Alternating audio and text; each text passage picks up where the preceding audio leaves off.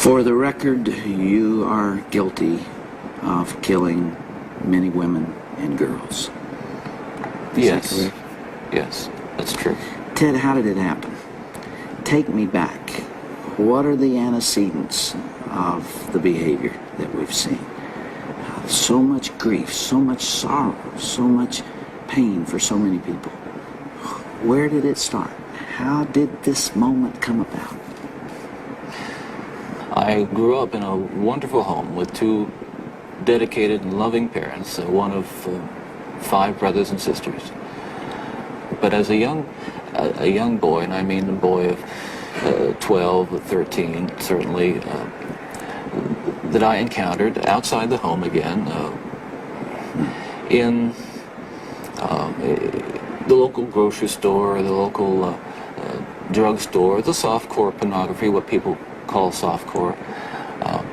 But as I think I explained to you last night, Dr. Dobson, in an anecdote, that as young boys do, we explored the back roads and sideways and byways of our neighborhood, and oftentimes people would dump the garbage and whatever they were cleaning out of their house, and from time to time we'd come across pornographic books of a harder nature than more graphic, you might say, more explicit nature than we would encounter, let's say, in your local grocery store.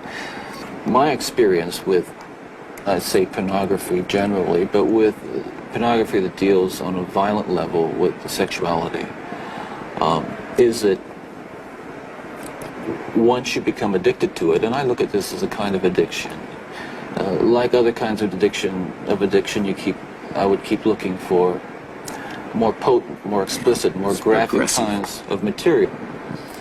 Like an addiction, you keep craving something which is harder, something which gives you a greater sense of excitement, until you reach the point where the pornography only goes so far. You reach that jumping off point where you begin to wonder if maybe actually doing it will give you that which is beyond just reading about it or looking at it. Ted, after you committed your first murder, what was the emotional effect on you? What happened in the days after that?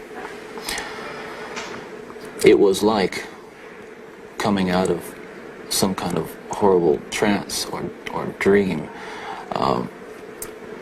I can only liken it to after, I don't want to over-dramatize it, but to have been possessed by something so awful and so alien, and then the next morning wake up from it, remember what happened, and realize that basically, in the eyes of the law, certainly in the eyes of God, you're responsible. To wake up in the morning and realize what I had done, and with a clear mind and all my essential moral and ethical feelings intact at that moment,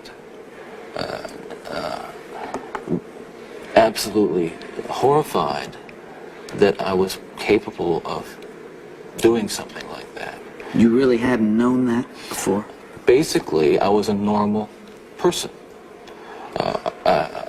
I wasn't some guy hanging out at bars or a bum, or I wasn't a pervert in the sense that, people look at somebody and say, I know there's something wrong with him, and just tell.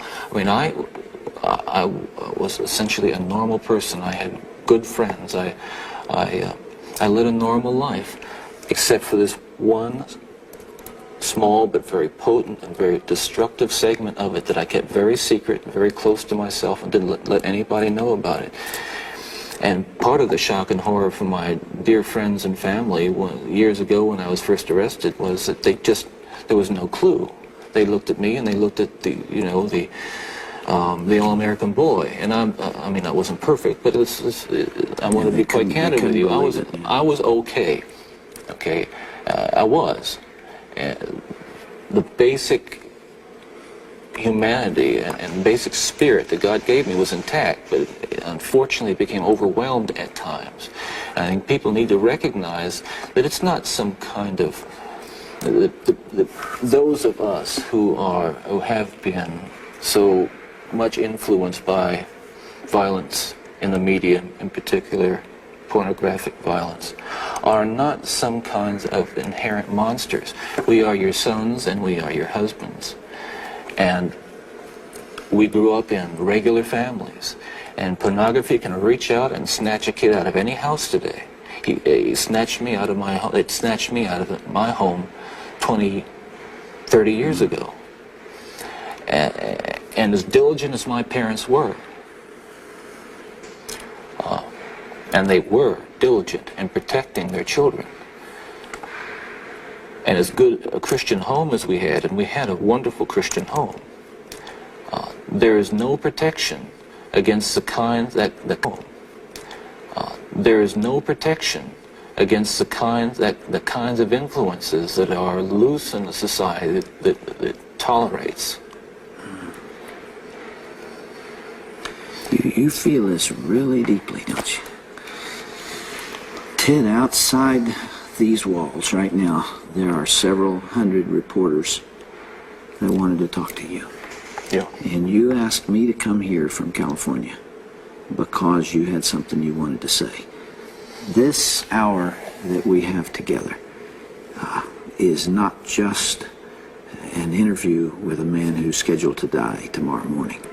I am here and you're here because of this message that you're talking about right here. You really feel that hardcore pornography and the doorway to it, softcore pornography, is doing untold damage to other people and causing other women to be abused and killed the way you did others. Listen, I'm no social scientist, and I haven't done a survey. I mean, I don't pretend that I know what John Q. Citizen thinks about this. But I've lived in prison for a long time now. And I've met a lot of men who were motivated to commit violence just like me. And without exception, every one of them was deeply involved in pornography, without question, without exception, deeply influenced and consumed by an addiction to pornography. There's no question about it. The FBI's own study on serial homicide shows that the most common interest among serial killers is pornography. Yeah, that's true. And it's real. It's true. Ted, what would your life have been like without that influence?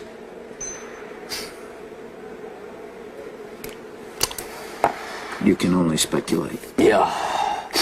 Well, I know it would have been far better, not just for me, and it's, excuse me for being so self-centered here. It would have been a lot better for me and lots of other people.